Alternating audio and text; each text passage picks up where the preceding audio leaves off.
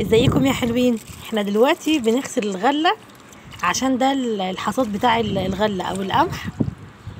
علشان خاطر عايزين نعمل دقيق ورده، يعني الغلة دي بتتحول لدقيق ورده. الوقت اللي احنا فيه ده شهر 5 في مصر بنطلع الغلة وبنطلع البنجر وبنطلع البصل، وكمان البرسيم كمان بيقف. المحاصيل دي كلها بنزرعها عندنا هنا في الريف في مصر في الشرقية.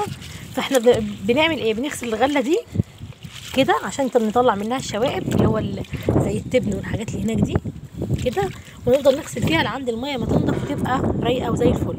وبعد كده بناخدها ونفضيها كلها في شكارة وهي مبلولة كده، ونربط الشكارة ونسيبها فوق السطح يوم كامل.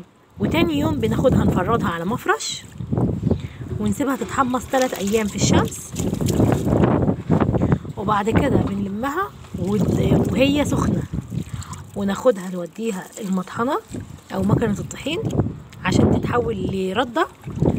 ونستخدم الردة بقى في السمك وأي وصفات احنا عايزين نعملها، وكمان طبعا في العيش كمان. وناخد الدقيق كمان عشان نعمل بيه ايه؟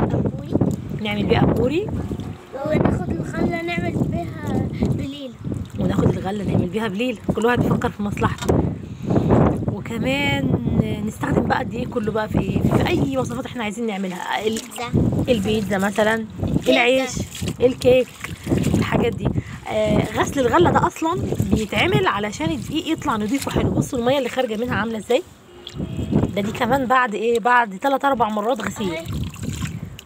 كمان شويه كده الميه هتطلع رايقه ونضيفه، ونستخدمها بقى في كل حاجه احنا عايزين نعملها.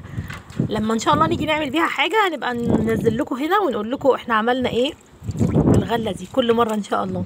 بما ان احنا موجودين في العزبه فان شاء الله اي حاجه هنعملها، نعمل فطور مشلتت كمان عادي ان شاء الله، هنصورها وهننزل لكم الحاجات دي وتشوفوها معانا وتستفادوا وتعملوا الحاجات دي.